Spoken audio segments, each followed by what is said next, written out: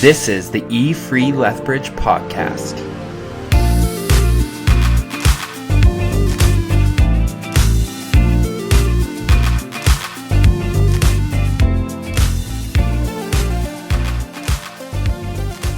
Welcome to the E Free Lethbridge podcast. It's so great that you're joining with us today. We have a fun-packed show for you, but before we get to it, let me just introduce who's joining us.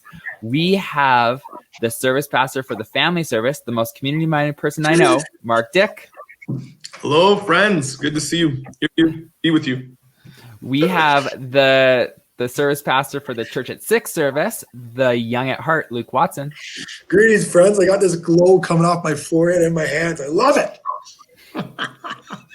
Your forehead's getting long. You're getting a long forehead. Huge. The receding hairline is just increasing. Yeah, it's nice. And we have the Wonder Woman extraordinaire, Glenda Postman. Oh, I hate my name. Yeah, we love your name. You have a nice forehead, Glenda. It's so not true. I have a terrible forehead. I have a widow's peak that gets bad. Yeah. Mm-hmm. Anyway. I was going to say, are you talking about the Glenda part of your name or the Wonder Woman extraordinaire? Because it better not be the Wonder Woman extraordinaire part that you hate. I actually don't love my name either. Do you know that my parents were, I was supposed to be a boy and they were going to name me Glenn? And they just added a duh? Yeah. Duh. It's a very insulting thing. You know what? I think we should call you Elsa instead of Glenda. I am your host, and let's kick things off with a fun morning question. Let's do it.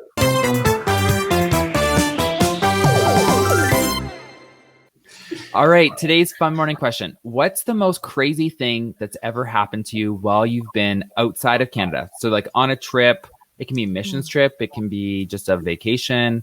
All of us have been outside of the country, so I don't have to just say on a trip somewhere, but outside of Canada. First one that comes to mind, I was in Barcelona, Spain, and you know, you go to Barcelona, you always hear about the pickpocketers and like people are coming to steal from you. My dad got pickpocketed. Really? Yeah. So like you're obviously a little bit nervous to get off the plane. It was like, I think it was like 11 o'clock at night because we got a cheap flight into Barcelona, me and my buddy, we were backpacking around Europe. And we had no idea where our hostel was and we didn't speak Spanish. So that was obviously stupid. But anyways, so we're wandering around the streets in Barcelona trying to find the name of this random hostel and just asking people when we don't know how to speak Spanish. Anyways, I had a Ottawa U University shirt on, and I remember just pausing to kind of pray with my buddy, and we just said, "All right, Lord, we kind of need you here. Direct us." And then, like literally, probably about like 30 seconds after that prayer, it was getting on in the night. This random guy saw my shirt, talked about being Canadian, and he grew up in my neighborhood, and he knew a friend that lived down my street, and he knew where the hostel was. Boom! No way. The Lord. It was an angel. Maybe it was an angel. Provided. You know what? Give us this day our daily bread. Daily bread, Mark. Where's a cup for that? Cheers. Wow. Even a spiritual story. That's amazing. Yeah. We can't follow that. I was thinking about the time we got chased by wild dogs in Greece, in Athens. But I think we were on a cruise ship once in the Mediterranean. So we were sailing to Mykonos, I think. And we got this message over the loudspeaker that said, "Oh, everybody, there's like naval law, and so naval law has stepped in right now, and we have to not go there. There is a ship that has been that was spotted by an airplane going overhead, and it is stranded in the middle of the Mediterranean, and it is packed with refugees." And so we had to like totally change course, like the whole thing shifted and changed, and we went off to the side, and we never went to that port, but we came up to this boat of refugees, and we like circled it to make sure that it was safe, because they were like we don't know if anyone's armed or if there's any because there's lots of hijacking, or anyway, we don't know what it is. So we circled it for a little while, this huge ship circling this little boat that literally was packed with people. like on the roof, hanging over the edge. Nobody had life jackets. And what happens is like people will say, oh, we'll give you passage so you can get to Italy or wherever you're going, mostly from Syria. And so they were, but they have to surrender all their belongings. They can't have anything that would link them back to the place where they left from. So they were stranded, and they had no cell phones. They had no ID, because otherwise they're going to get sent back, right? If they get caught. So we circled them for a while, but there was 2 women on there who were about to go into labor, who were very pregnant. And so we pull up like right beside them, and then they're telling us, okay, like you have to move away from the side of the boat. And they literally and dragged these pregnant women and their spouses like onto our ship where they could give birth. Crazy. And then there was a whole bunch of people who were sick on it. So our ship, one of the ship's doctor, a helicopter came and landed on the deck of the ship and picked up the ship's doctor and went and picked up, I think, 1 or 2 other people who were really ill and flew with them, I think, to Italy or Greece, where they were going. And then they landed there. So we couldn't go anywhere because we didn't have enough doctors for our ship or something. Anyway, so then some UN boat came, and it was so crazy. Like you could not believe it. And really a little bit like kind of horrifying that we're on this like luxury cruise ship and we're pulling up beside this boat of people like just trying to survive and escape their country, and stranded because they give them enough gas to get halfway there and not the rest of the way. It's terrible. Like little boats people get into. They had a dinghy tied off to the side so they had nothing. They had no water left, and they had been stranded for, they think, about 9 or 10 days, we were told. So what'd you say, Glenn? They said that this is naval law that we have to naval law, whatever vessel is closest has to go and respond to a crisis. Okay. But there is cases, I think, of like pirating, like pirates, literally like hijacking boats. So we had to be very careful. Everybody had to go into their cabin while we like circled this boat for the first time, and then we were allowed to go out again. And anyway, but these pregnant women, I have a picture. That's terrible. I took a picture. I'm a horrible human. But anyway, I just was like, want to remember, like, this is what we came up against, this boat of these people like hanging off the edge, women, children. It was shocking. Anyway, it's one of my crazy stories. Wow, absolutely crazy. Those 2 are enough. We could almost see them. Those are all crazy stories. The first one that came to mind was like actually like when I was probably 9 or 10 years old. We went to California with my grandma, and sitting in the lobby waiting for like the little bus that took us to Disneyland. We there was a commotion at one door, and some guys came in and stole my grandma's purse from the other door, and we didn't realize it till we were going to get up and get on the bus. And so that was like that, but that was like probably 25 years or something ago, or 28, like whatever. It was like a long 30 years ago, maybe almost. And so that was like the first sort of crazy thing that happened. I probably could tell a few more stories of our time in Panama, but that like back then you could still fly and move around just by sort of telling people who you were. So my grandma in California, fortunately we got to bring her home, but that was like one of those sort of rattling sort of times. Wow. I feel like I have so many different stories. Especially during my time in Pakistan, I feel like every day there's a different story from that time. But when we were done in Pakistan,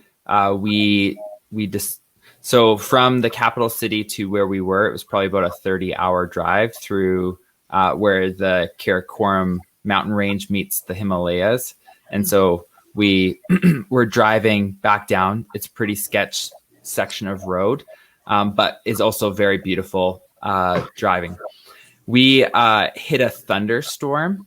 So it was nighttime and there's a thunderstorm in the mountains. We're driving through, and there's little pieces that I remember from this, but then all of a sudden, and like I'm on a team with leaders and the leaders have things planned. So I'm not even really thinking like, where are we going to sleep that night? Like, anyways, so all of a sudden there is now like a police cars in front of our bus van thing.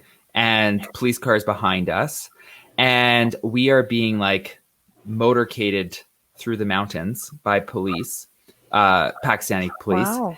And we get to our location that we're going to stay that night. And we're like so confused. There's police outside of our hotel, our hostel hotel thing. And we are the only people in there. And they're like police guarding us. And we're like, what? Like, we have been here for months now. And this is not like, We're not even rock stars. we Right. have seen police, and like there's police a lot. There's people with guns, guard, like things like that. We had a guard at our hostel, but like it wasn't like a huge deal. Like we knew him by name. We hung out with him, like that kind of stuff. He just opened the gate for us. But like this is like police like on the rooftops looking out. And so we're like kind of confused. And so we're like, why? Like what's going on? And they're like, oh, we are literally like the place that we decided to stop for the night is literally like on the edge of where the Taliban are. And so they didn't want us to stop, Wow. but we're going to stop because of this thunderstorm. And so they're just guarding us to make sure that they don't have like a situation politically or like, internationally that these Yeah. foreigners would get kidnapped. I did not sleep that night. I didn't. I was so worried. Yeah, The- Levi, man. yeah, the next day we drove through a town called Abbottabad, and that is where Osama bin Laden was killed. When you And said so- that word, I'm like, I know that town from somewhere. It's where Yeah. Osama was. Yeah. So that's where he was Oh killed. my We drove like right by where he was hiding. So like, and this is before he was killed. So we like the time that he was there, we drove by, and he was killed just a little bit later. And then probably 3-4 years after that, I was trying to board a flight first to Seattle, then to Hong Kong. And I got pulled into an interrogation room in the United States, like on the United States side, Osama bin Laden. because of my stops in these locations. They made me recollect like the whole details of the trip, why I was driving through that location. Like they knew all of that stuff too. Like they knew where I had been. Like it's crazy.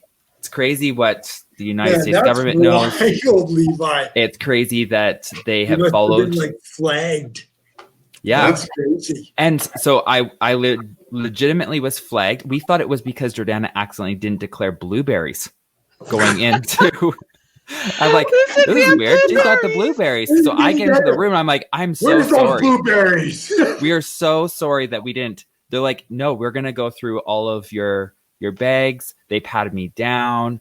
They they legit had my bag before it went on the plane, opened it all up, spread everything out, asked why I was going to Hong Kong, asked me all sorts of questions. And I thought, we're for sure going to miss this flight. But then the whole trip, I had to check in with people the whole way. Like I have to check in before I board my flight to do a special safety check. Then in Hong Kong, they had to do a special safety check when I arrived. And on my flight home, they had to check to make sure I'm like totally fine. And oh man, it was crazy. Interesting. So that's what happens. It's kind of good that they're that thorough, I guess. But wow. Yeah. Wow.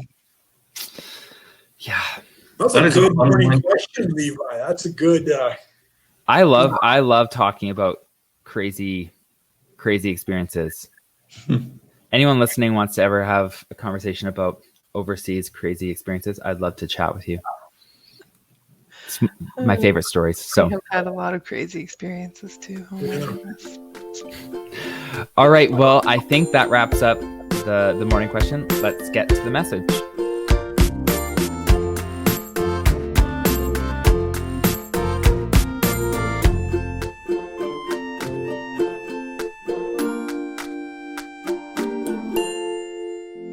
So this week's message, we had Pastor Dave Acree preaching. He had the specific section of the Lord's Prayer that is, give us this day our daily bread.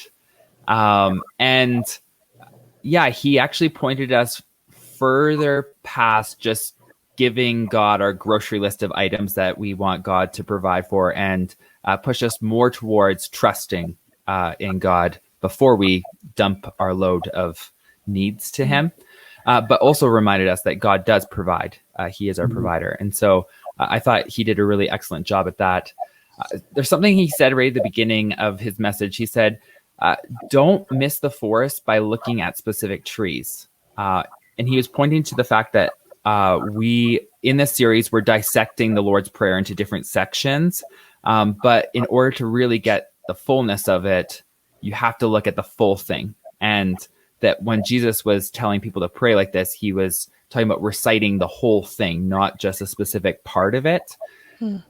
What do you guys think about this? Is there importance of looking at context when we read scripture, but also with the Lord's Prayer? What do you guys think about this as a whole? I mean, we've been dissecting it week by week. Right. So I think in this case, I like actually looking at this in like a few. I think only ever in the past have I ever thought of it as like a one passage together, the Lord's Prayer. So I actually appreciate the dissecting it a bit, because I mean, up until now, it's truly focused on putting God in his rightful place and our posture in front of God. So even setting up the prayer has been good for me. Like, to be able to dissect the first pieces, always being reminded about who God is and where he belongs in my life. Yeah. For me, is always a good reminder. So that's been good for me. And now to be able to get to not the laundry list, but like if God is God and he's in this position, then these other things, it makes sense to then pray these things. Does that, I think I've only ever thought of it as a prayer together. This is what Jesus says, pray this way. But I do like the way we've been working through it to understand the whole as pieces. So I think for me, it's been a good way to go about it. And when you look at it that way, it brings context to why we can actually, if God is God and who he is, then we can actually come to him with our bread things. We can talk about our forgiveness. We can talk about temptation. So I don't know. It feels, it's felt, this is weird. People that don't like feelings don't like me. It feels like the right way to do it. I have a friend who would say feelings really like me. I get it. What's that? We like you. Yeah, Mark, and your feelings too. And my feelings. Yeah, Mark, I appreciate you saying that. And even throughout this series, even just my own personal prayer life, it's just been a really good reminder to start with who God is in that posture of that petition posture of hallowed be, let your kingdom come, your will be done. I've noticed that I've actually it was just a good reminder to get me praying that way. And then out of those things, here's where I'm petitioning you and asking for things that are going on in my life. Yeah, I think it's always good to understand context and understand what the prayer was for, who prayed it. I mean, all those pieces are context, right? So yeah. I don't think that but I have appreciated also like pulling those pieces apart and really thinking about it. I think it allows us to meditate in a different way on the words. So, yeah, it's been meaningful, but I did like how Dave linked it back and said, like, asking for our daily bread comes from the understanding that God is our Father and his name is hallowed and he stands for us. So he tied the pieces kind of back up as well, which was, I think, really helpful. Yeah. It's almost like, oh yeah, sorry, Levi. No, go ahead, Luke. Oh, I was just going to say, like, you're praying, give me this daily bread so that your will would be done, so that your kingdom would come, and so that your name would be made great. So it's like and that's what Dave was saying. It all comes together. Yeah. Yeah. I feel like the part that I like about dissecting it is when I've looked at the Lord's Prayer more as not necessarily just like a full prayer that I should pray. Yes, I think that sometimes we do need to recite the actual Lord's Prayer, but that the prayer the Lord's Prayer should reflect our prayer life. Like, these are the elements so say a day long, we pray at different points throughout the day. This is how your prayer life should reflect. It should have all of these pieces. And I think when we dissect it, we actually get to see the pieces that we are missing out on, or the pieces that we aren't hitting correctly. And it just kind of helps us a little bit more. And so, like, for example, when we were talking about how it would be your name, and just like, I personally felt like, oh yeah, I need to remember that in my prayer life, because often I get to the more of, this is my grocery list, or this is how you can supply for me, and I forget that part, and I have to add that into my prayer life. But I also like tying it all together in the context of your will be done on earth as it is in heaven. Give us this day our daily bread. It's almost like in the prayer, it's like a request for equipping, like let your will be done on earth as it is in heaven, and give us this day our daily bread. It's like, can you equip us, God, to even do that? So anyways, that's a side note. So some people in the past, when they look at this specifically on the word bread, give us this day our daily bread, some would say that that's the Eucharist. Some would say it's the word of God. Some would say it's the bread of life. In the past, when you guys have read this, what has the word bread meant for you? I didn't know we had to pick. You don't have to pick between those three. You can just say, like, yeah. what's your regular assumption when you read this? Like, My assumption has been all of those things. My assumption has been literally like sustenance, like that, give us what we need to live for this day. Like, give us our necessities. Right. I mean, it's not, they're not like, give us a banquet spread before me. It's just asking, like, God, I just want what's necessary for me to live. And I think understanding that is also the word, and understanding from God. And that's also like this idea of Eucharist, or giving thanks and pausing. And so I don't know. Do we have to pick? Maybe it means all those things. Yeah. I did appreciate, though, Glenn, what Dave said there with, like, and maybe this is just my own, we like to spiritualize things, and Dave kind of took it back to just like, actually, it is just praying for the daily need. And I'm like, I think that's actually probably that's how I understood it, Levi, before with the manna. I guess I just always went to that story with the manna that God gave bread. Every time I heard that, give us our daily bread, it was like always with Exodus. I don't know where I heard that from, but that's just where I always started it from. Well, and think of the people that he's teaching this prayer to, too. My guess is they're also remembering that story of this great provision, faithful, regular provision of God, like what that would have meant. I think that would have been in their back of mind. Yeah. Like, we have to kind of bring it up to recall it, but my guess is like these stories that were told and handed down were continually done so. I loved how Dave, the convicting part for me was just that he told that story, and I'm like, man, I'm like Israel, where it's all right, I'm bored of this manna now. Like, you have actually provided for my needs, but I have way more needs than this God. Like, I got a need for this and this, and I just love the grassroots. What do you actually need in order for my kingdom to come and my will to be done? And I was just convicted by that when Dave said that. I was like, whoa, we have more than daily bread today. I have more than daily bread. And yet here I am saying, God, give me my daily bread. It's like, shut up, Luke. Like, but do you think sometimes that can mean different things? Because I think there has been some times where I'm like, God, like, I need you to sustain me in this. Like, I think like some things really do take up all the air in the room, where you just don't feel like you can breathe. Like some things of heaviness or weariness or stress or doubt, or like whatever the piece is. Like, I do think sometimes we do have to like ask for that. And it's not just like literal daily bread, but literally to be sustained. God, I really need this from you. So I wonder if there's room to ask for that too. Totally, Glenn. If you, I guess that comes back to, it makes sense then that you, I would be the same. Probably lots of people would be the same. They would think of daily bread in different ways, right? So whether it's Eucharist or whatever it happens to be, that way that you bread of life, I think that I think that makes sense than what you said, right? Because in sometimes our daily bread, we actually probably never today never think of our like legit daily bread. We like we never think of that. Oh yeah, supply our daily bread. Are you kidding? Right. My fridge supplies our daily bread. I Right. don't, my kids think of our like right. So I would say there's like a piece of that doesn't even enter.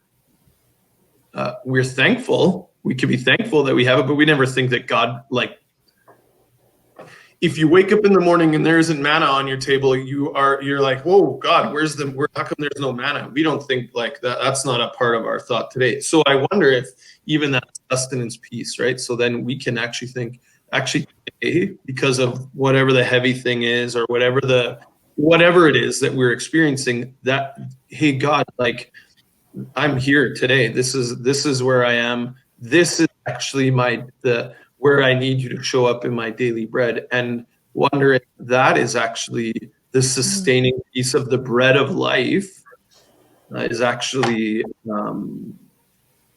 what we can, like, I don't know. I just think it's like we today, I think we don't I'll be more personal. I've never had to think about what I'm going to eat in a day.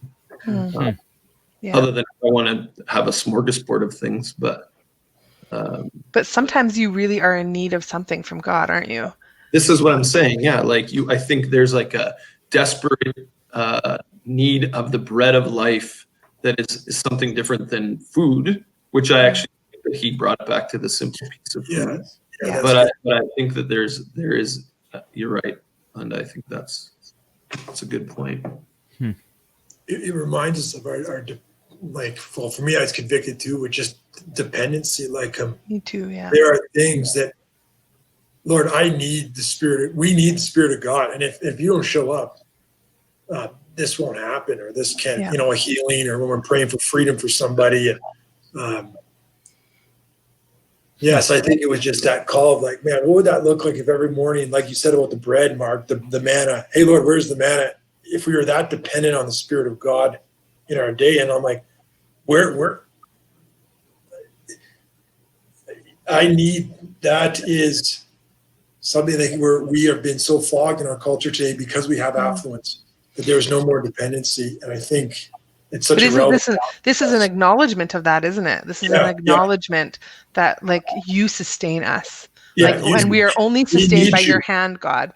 And so I think this is an acknowledgement of that. And there's places in our lives where we know, like, we can't control a situation, we can't overrule it, we can't, like, we really desperately need God. And I'm sure we could go around this group and every one of us could say something about that. Like, that's our in the middle of the night kind of prayers, or our like really the quietest, the parts of our life we don't always share, but those are those like hidden pieces that we're like, God, I just need you.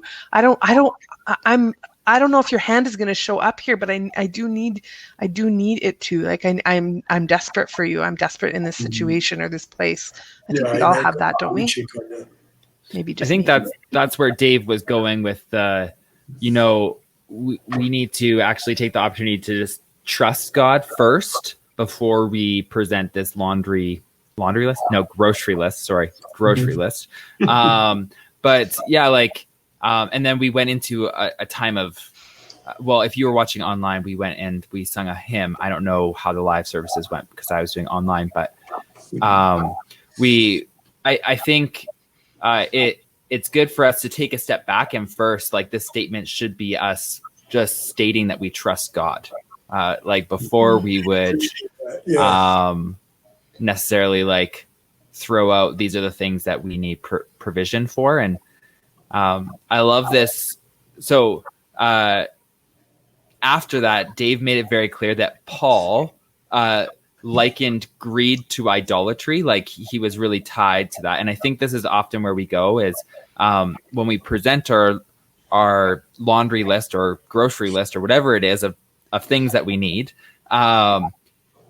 Like, greed becomes never enoughism. Like, there's just never enough. And then Dave said contentment is just rightism. I was like, wow, Dave's getting all good with the lingo here. But yeah, just rightism. Why do we have such a hard time with contentment? Because of our sinful nature. No. Yeah, just like the people, like they're like grumbling because they missed cucumbers. They're like missing. They're like, man, this manna sucks. We want to go back there because we had cucumbers. It didn't matter that we were enslaved. That was fine.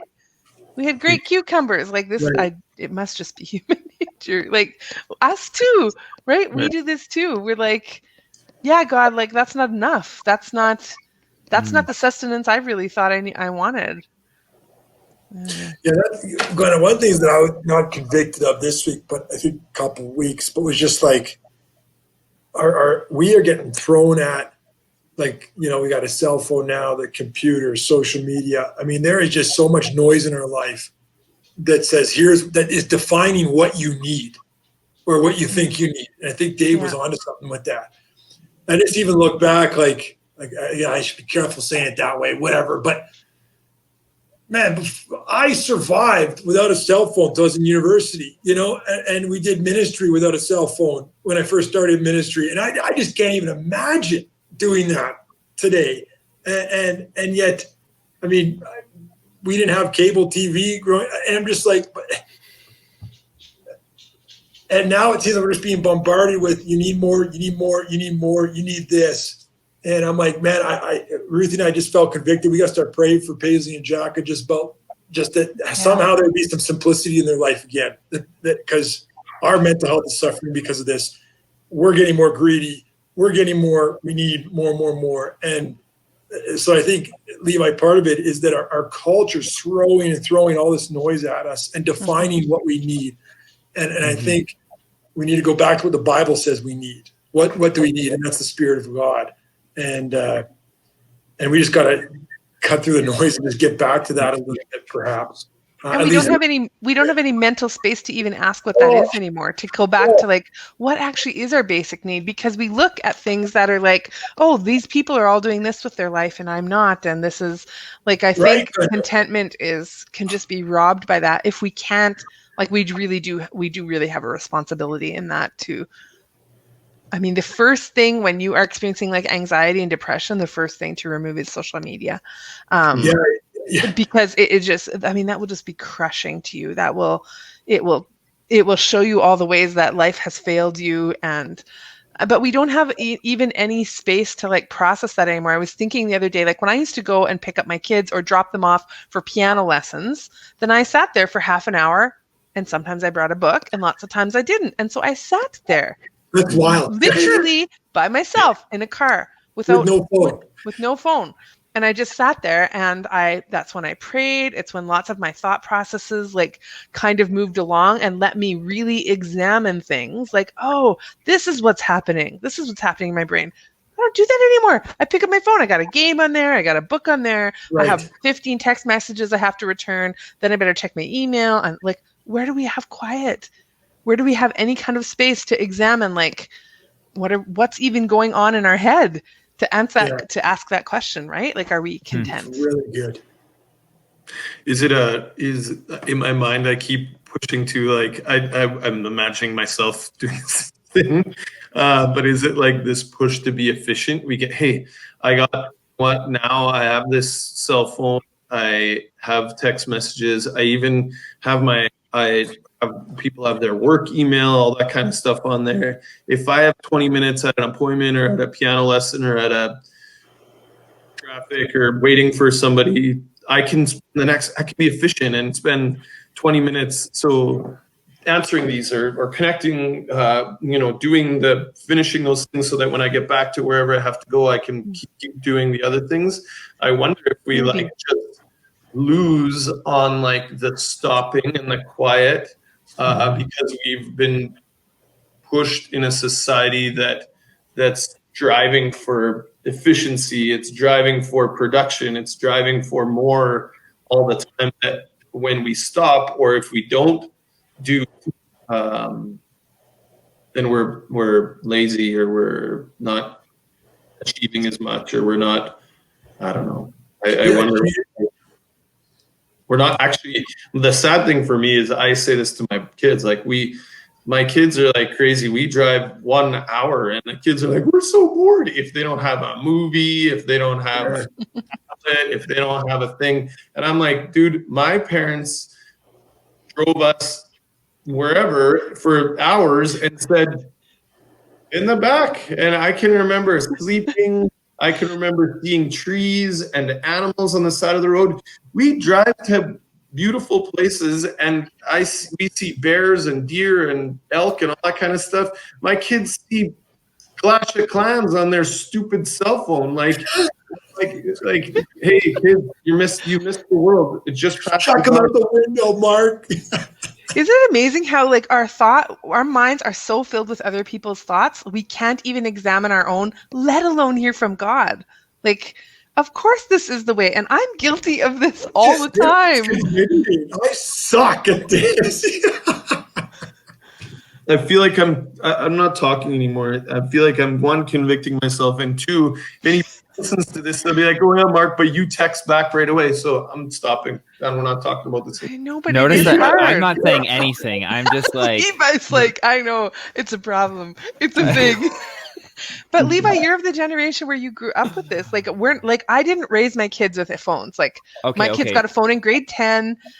Cass would have been the first generation that would have like kind of dated a little bit, like having a cell phone, but it was strict.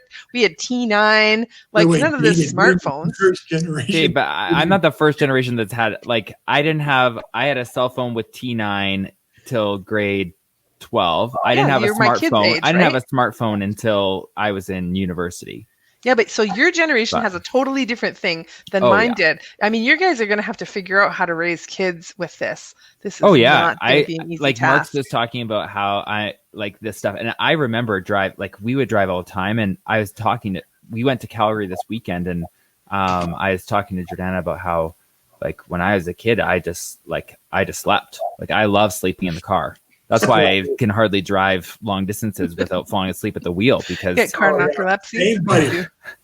Because like I just remember so often as a kid falling asleep as soon as we got in the car, and then my dad would just plop me down wherever when we got to grandma's house or got like wherever, just and I would wake up just that little eye just to be like, oh yeah, we're here, go back to sleep. My dad puts me in, I know. And but then I was like, why does my son not do this? Instead, he needs like to watch something on our phone or something like that. And we are like, we don't let our kids or our kid have technology that often. Like, we have very strict amount of time, but like still, it's just like, I don't know how we could get to Calgary without doing that. So I'm like, man, we have to figure this out as parents, and especially as the next generation. And you know, our kids are going to be thinking, like Mark, you just said, well, the outside world is beautiful, and you're spending your time on Clash of Clans. Well, now our kids might, when they have kids, they might say something different. Like, you're missing out because you're missing the beauty of Clash of Clans, which is so hard for us to like get in our heads. Yeah, that's that like right what's online on the screen could be beautiful to them. And so, it's a hard one. But I do what you're saying, Glenda. But don't you think this is growing discontentment in us? Don't you think? We do need because everything's automatic. We can order everything through Amazon through the click of a button. I mean, remember when Prime was like, we can't actually get it there in 2 days? People are like, what on earth? Like, we're immediate and demanding But we also have to look at simplistic living, and that is a popular thing right now too, that is being poured into us. And we have to realize what is the actual root of contentment. So there is a lot of stuff like my house included. We are working towards this simplistic living, lessening our closet and all these things. But is that true? Is that because of contentment, or is that because of greed, of looking at other people and this form of like, oh, I want that lifestyle? It's actually, I don't know. There's this different like, kind of idol. Yeah. Or like this, like wanting, like, is what we've got right now actually just right? Or the simplistic living, is that going to be never enough? You know, like, so that's interesting, Levi. And I don't think that this isn't tied to a generation, right? This isn't like, oh yeah, it was so much better way back then. I don't think it's tied to a generation either. We just had different problems. But I think, that's probably the pro of that, is that you are you are seeing, your generation is seeing, oh, this is what, like, probably your parents are as addicted to their phones as, like, I'm as addicted to my phone as my kids are. So you're seeing, oh, this is what this means in our lives. And so they're looking for ideas of simplicity. You're right. That's really like owning 100 items. There's like, there's people who will say like no more than 100 items, and like a fork counts as an item. So people are looking to push this idea back. And lots of people in Hollywood are saying they're going back to like flip phones or not having a phone and they have assistants who have phones. So, but I think there are ways to do this, but. Yeah. But what does that say about contentment? Like, what is the grumbling? Like, what does it say about contentment, do you think? But I think there's like these pieces, like this is where the benefit of like reading this passage probably as a whole. Does that make sense? Like, if we go back to like understand who God is in our life, I think when there's like a piece of keeping God at the right place in our life to help us to discern what the contentment piece is in, or to discern what the important and things of value are. And I think that the noise in our life is I think this is what we're trying to say. The noise in our life detracts us from God actually telling us what is important in our life, or for us to acknowledge. Does that maybe? I'm not saying that anything that we fill our lives with isn't important. I think that would be stretching too far of what I say. But I think that the like Lord's Prayer in its pieces actually help us to be like, oh yeah, when I fill my life with some of these other things, I actually don't keep God at the place that He's supposed to be in my life, and therefore I probably deal with greed, idolatry, and all that kind of other stuff. And not enough-ism, because I haven't actually rightfully put God in like that. This is, oh yeah, when I have God in that place in my life, I actually can live with contentment. I actually can live with, these are the good things in my life. I don't know. That's my like just thinking about it right now. But yeah, Mark, I think like contentment's not a fruit of the Spirit. Peace is a fruit of the Spirit. But I think in a similar way that knowing Jesus and having the Holy Spirit take over your heart and your life and your mind, contentment is a byproduct of that. I think so. Right? Yeah, like, and yeah, that's a little bit, maybe that's too, it's not practical, but contentment should be taking up residence in your life as you continue to seek and follow and submit to the Spirit of God in your life. It's a fruit. It's not a fruit, but I'm saying it is a marker of a Christian. Right? It's interesting because I think we would experience like contentment and discontentment differently right now. Like that is being a marker, but literally Paul said, I can live with much and I can live with little. Like, and with both of those things, I'm okay. So I think, yeah, maybe not a fruit of the Spirit, but that kind of peace or non-anxious presence, like, is this kind of peace. And so I'm thinking like right now in our place and stage in life and in the middle of a pandemic and restrictions and difficulty in life, like, is there places in this that we feel discontent? And I think all of us could say yes. Totally, Glenn. And I think for me, I guess, I remember talking about this with the hockey guys in the hockey chapel. Because I actually think this is a huge opportunity to share the gospel, is talking about contentment, because nobody has contentment, including me. But and I just said, yeah, guys, I'm discontent about a lot of things in my life, but I know where to find contentment. And so, like, yeah, in the provision of God, is that what you're saying? Yeah. It's in Jesus. Like, I know where to go. So, like, I'm telling you guys, I'm discontent all the time, the pandemic, all these things, but I have found contentment in the midst of all this chaos and circumstances, because I think as a Christian, we all know where to find it. It's not a formula. It's not a step-by-step process, but do you think right now it's a little bit hard to find? Like, I feel like lots, like, society is very discontent right now with this thing that we're facing. And so how do we find contentment and the provision of God being enough and sufficient in this time where we're like, yeah, but we don't like this, and this is hard, and we don't have people, and we don't have, like, I wonder how we do that. Yeah. And even sometimes for me, it's only 5 minutes of one day. You know, that's weird to say, but that was probably yesterday. And it was just recognizing, being thankful, as they were saying, looking back at how God's been providing, and then just taking some time to throw my phone out the window and walk outside. So that 5 minutes, I just felt That's how you found that. That's how I found it, Glenda. Went back to the Lord, prayed to Him, did some thankfulness thing, pray with thanksgiving. But I think that's right, Luke, and I think the pieces above that are true, right? Like recognizing God is in control. It is His kingdom. He has like a will and a purpose and a plan, and we get to be part of it. But so I think it is rightly placing ourselves in that place and then enjoying that. Right. Get rid of the noise. Be thankful. Yeah. Enjoying that provision that, like, oh, we are in this place for a purpose and a time and a season, and that even in that you will meet our needs, which seem really great right now. But Right. Well, Yeah, I even think, if 5 minutes. Hey, go 5 minutes. 5 minutes. 5 minutes. All right. well, let me finish this section with this. Dave reminded us that Paul made it clear that we can be content in times of being well fed and in times of going hungry, but only through the strength that can be found in God.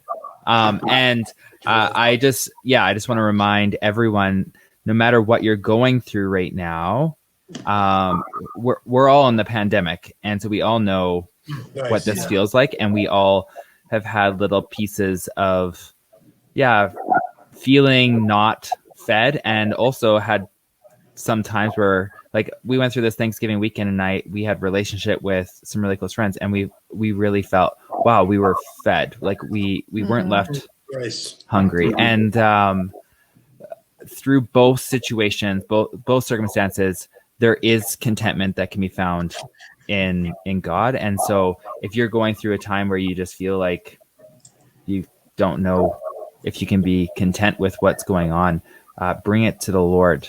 And that is where we will find contentment.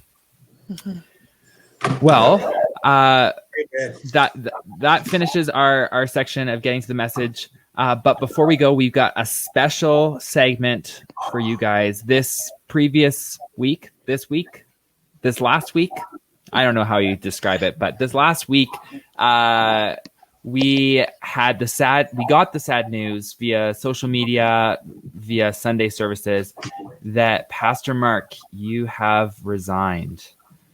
Very true. And we wanted to take some time right now just to ask a couple questions. I'm allowing each person to ask one question on the podcast. Mark, you're allowed to ask one question of yourself if you'd like. Nice, yes. And except for me, hot I'm going to ask two questions because I'm hosting. Right. But yeah, Glenda, why don't you start things off right now? Sure. Mark, you know how much we love you. I won't try to make you cry, but this carries lots of things for all of us involved in this, and it feels like a collective sorrow.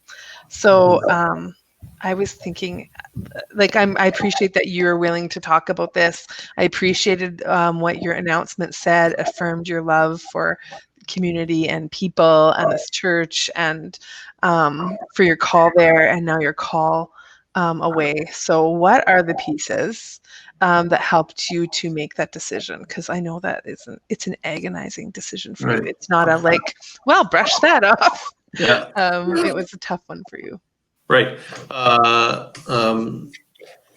There would be it didn't obviously, like I said, come lightly. I said in the video, but it wasn't like I woke up with a stomachache one day and thought I'd start eliminating things from my life. And work was the first. It is this we did. I say we because Bonnie and I agonized over this for a long time. We prayed a lot. We we talked a lot. We cried a lot. Mostly cried a lot, but that's the difference between Bonnie and I. But lots of the sort of discerning, those sort of discerning pieces came. Lots of, but it would have been mostly between Bonnie and I, and our like praying and talking about future and being scared and sitting in God's place and listening to scripture.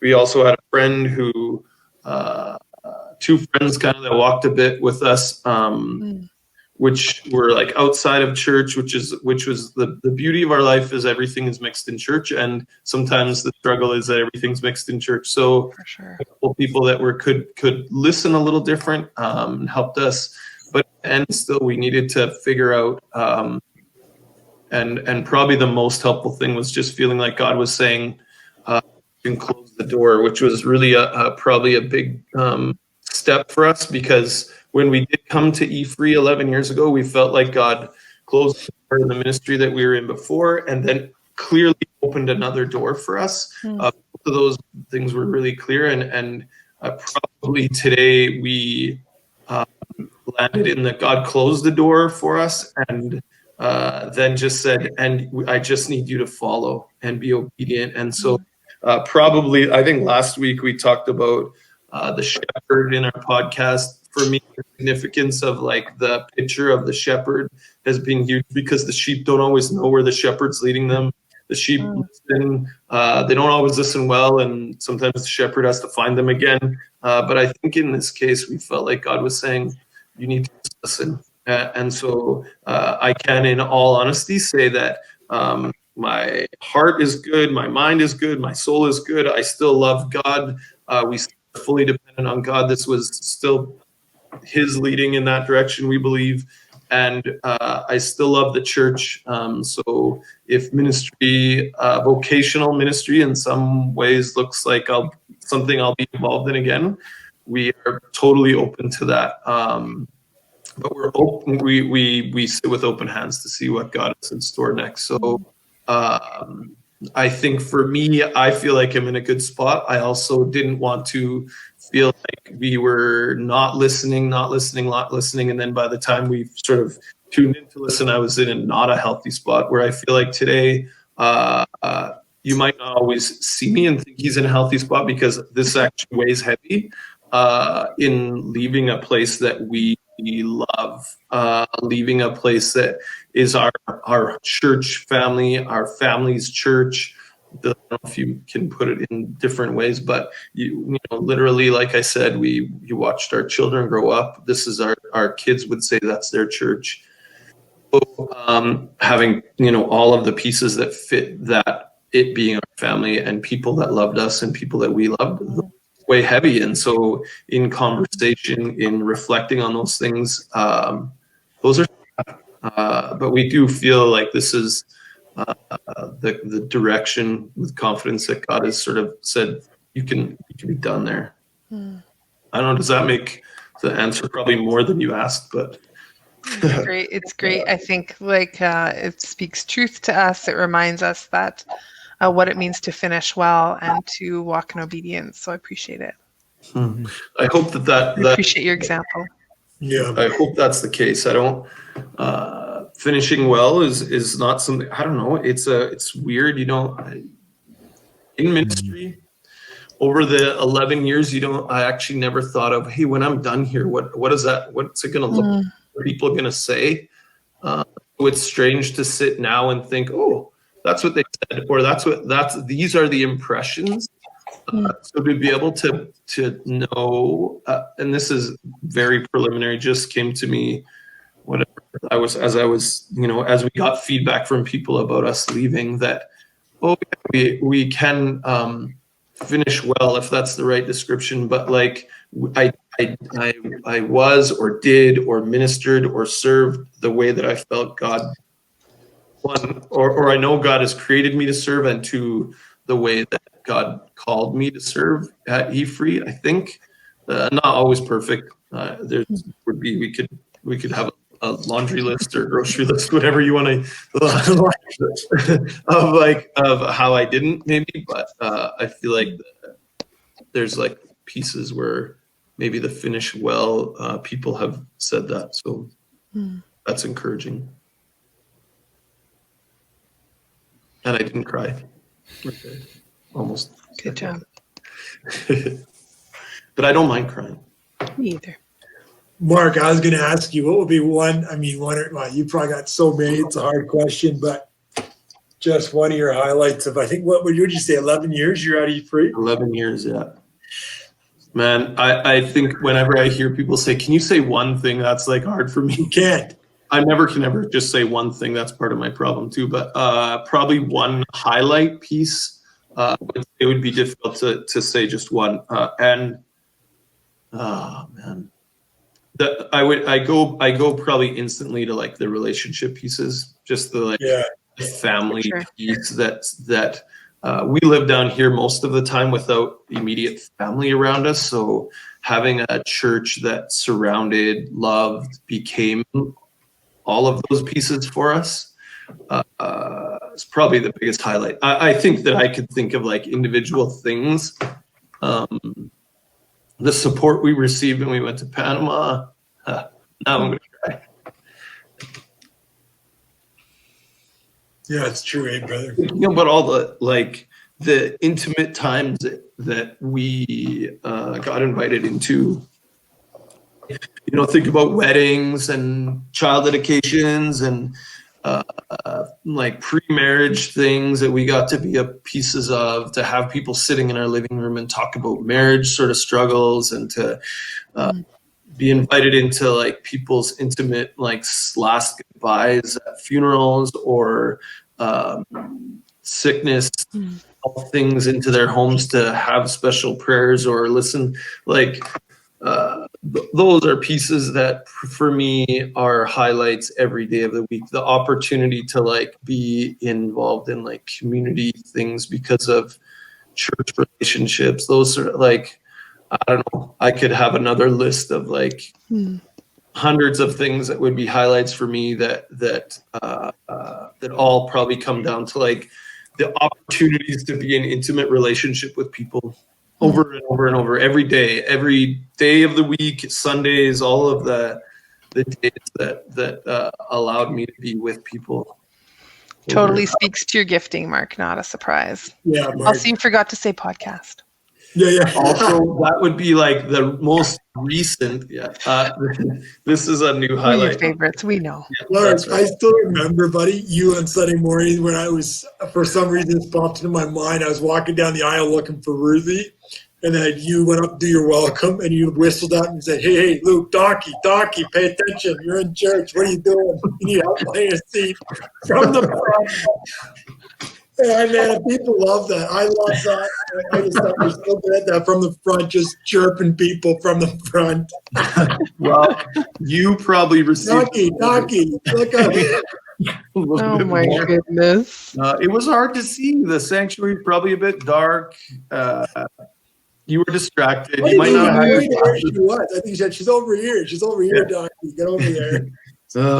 Anyways. You know what? Those would be like that's always fun. I think that just thinking about those times, like standing in front of the church and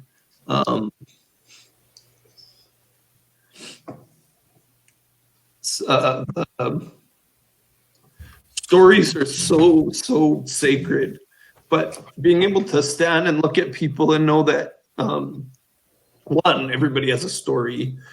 Two, not everybody's proud of it. But three, the people allowed us into their stories. And so to be able to stand up there and know that there's been sacred places that we've been invited into, that's pretty. And your story is one that I feel like I've been invited into and probably put on the table a little more. But those have just been fun things. I think like individual faces and people are like highlight that. I have a hard time saying that one thing is a highlight when everything all of the places that probably I got to be a part of would be a people thing. I mean, like I said, I could talk about this for a while because I have lots of highlights things. Levi's got 2 questions. Yeah, I know. Okay, so I'll stop. Maybe one. You know what? I'll be done. Thanks for that question. Good answer.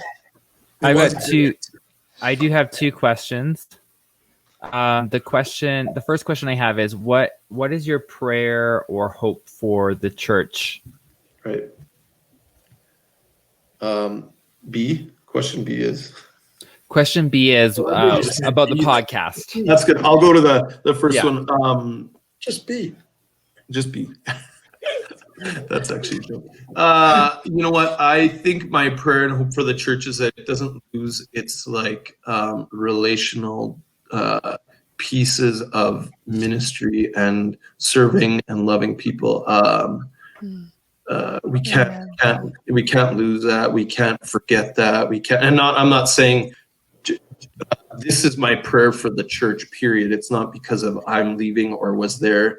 That would just be my prayer, that we don't lose individual people in the purpose of the church. I don't know. I feel like Jesus's life and ministry often spoke to individual people, was with individual people, and I feel like as a church we can't lose that. That's my hope and prayer, is that we continue to have that. Yeah. Amen. The second question I have is, where does this leave us for podcast? Well, we're OGs, guys. I know, OG podcast. You know what? I don't even know what that term is. Original. The originals.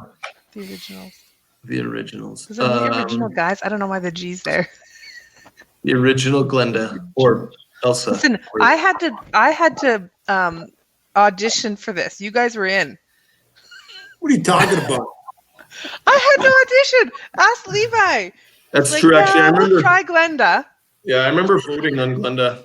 It wasn't unanimous. It wasn't really a try on Glenda. It was more of a I just don't know how the podcast will go. That was the very beginning stages. It was week one. Yeah, you might have had we'll try you. I'm okay, we'll try me. Glenda's been consistent. Mark and I got booted for a time. Yeah, if you remember, our audition didn't go so well because there's some benefits to being a female in ministry. This is one of them. No, and I think that you don't get booted. Sorry, Mark. Sorry, Luke. But me and Glenda, we've got something going. When we went into the, we write all the questions. We do write the questions. We think of all the content. When we went into the summer with that series, I said I can't do it without Glenda. So yeah. Look at that! I moved from bottom. Yeah. So then, you know what my answer to your question is? I think you then have it under control. But if you have Glenda, you will be fine. Exactly. There it is. I don't know. I will really miss this. This is I love this because I think that the wrestle that goes on that we can have here in a real way. You can be 100% assured if you're listening. This is a zero script. In fact, I will probably guarantee you that Luke and I, which are the obviously number 3 and 4 on the podcast, we do not pre-read the questions. So when we hear the questions, whether it be fun morning questions and or the questions, we seriously wrestle with this in the heat of the moment. Unlike the other two who have studied and create the questions, we actually don't. So we don't know. We don't always do that too. One of us writes the questions. We don't do it together. But anyways, I would say the beauty of this is it's a wrestle. It's a true honest wrestle about God's who God is in our life, what He wants in our life, how the Bible works itself out in our life, and that's the beauty of this. Is that everybody, we're not exempt from this wrestle. We wrestle this out. This isn't a show. We're not acting out. We're not acting this is like real. When you listen to this, you have questions and you say, oh, somebody else, we legit think about those questions and wrestle with the same questions that everybody else all the time. Real people wrestling real things. So I do think I know I'm gonna miss this. I love it. It is really a one for me. I would say another unique opportunity to be real people for real people. I think it's awesome. So where that leaves you? I could do it for. I'll do it for a couple more weeks. So we gotta have a champagne send off. I don't know, some sort of toast to Mark at the. We gotta do that. Mark's last week. Stay tuned. That's good. Stay tuned. Glenda's bringing the champagne. Champagne, Glenda. You bring it. Okay, I got it. If I get a White Claw delivered to my front door and that's supposed to be champagne, I'm gonna. Guys, I got that stuff from Costco and the 3 bottles of apple juice. That's what I'm bringing you. Perfect. Okay. Anyways. Just to finish off, I wanted to read some of the comments. Mark's like, oh, I didn't know this is going to happen. But yeah, read some of the comments that have been posted on our Facebook page just about you, Mark. So this will be our send off. We have one here. You have a true pastoral heart, Mark. You love people well. You were one of the reasons we kept coming back to E-Free in our early days because you welcomed us and took the time to get to know us. There will be a hole left when you leave. My heart is sad, Mark, but so very grateful to have had you as one of my pastors. I love you and Bonnie and the boys and will really, really miss you. But at this moment, I feel no joy with my friend praying for you. This makes me so sad, and I can't imagine the foyer without you. Who is going to make sure that every single person is greeted and welcomed? People desire to be known, and you did that, and you did it officially on behalf of the church as one of our pastors, but you also did it because you truly love people and journeying with them. Your gifts are unique in a world that seems intent on hiding behind screens, although you always intentionally connected with people in that way too. You and Bonnie opened your home countless times to families and individuals so you could know them and love them. I've always admired that. I could go on and on. I guess I should send an email. I love you, Bonnie. You and Bonnie and your 3 boys so very much. There is countless comments on here about just people's thanks and how sad they are to hear people that you've baptized, people that you've dedicated their kids. Yeah, the list just goes on, and we are just so sad to be losing you. But know that we are praying for you, and us as 3 in this room, we are with you, and if you ever need anything, it will be my goal to get you back on this podcast. We are marked by your life, your conversation, your influence on us, and your ministry to us. Grateful for you, friend. We love you. Thank you. All right, friends. Well, that finishes us off. You guys have a marvelous week. We'll see you next time. Bye, guys. See you guys.